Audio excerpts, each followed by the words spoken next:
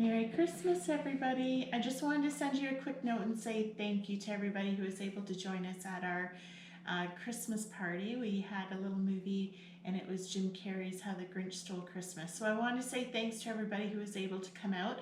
And we're a couple days, well, a couple more days before Christmas, but as a little treat over the weekend, we gave our youngest clients a coloring book.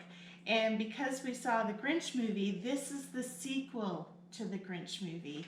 And as you know, the Grinch and Martha May fall in love and they realize they're destined to be together. So we followed up with a little booklet called How the Grinch Moved to Whoville. And it's a story about the perfect home for the perfect couple. So just a little story hour before Christmas comes.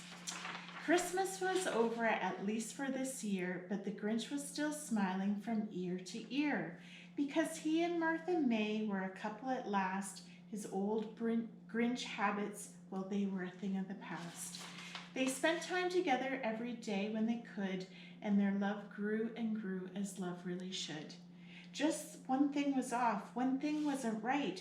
They still lived apart in different houses each night. "We'll get married," said the Grinch, "and live together we will. Except one thing," said Martha May. "I can't live on that hill." "Well, your house is too small and too cutesy and too sweet." "Well, in that case," said Martha, "with my realtor we'll meet."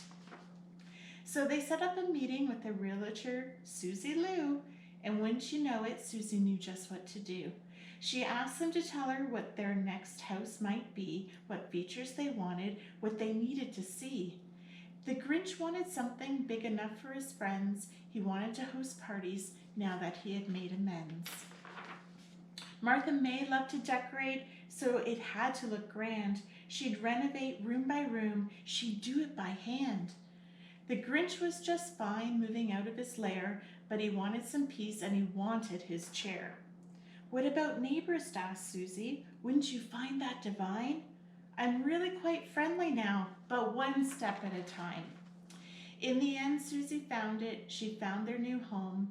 It was out in the woods with enough room to roam. It was perfect for Christmas and perfect to host. It was perfect for the Grinches. It was the house with the most. Merry Christmas, everybody, and happy holidays. I hope you have a great season.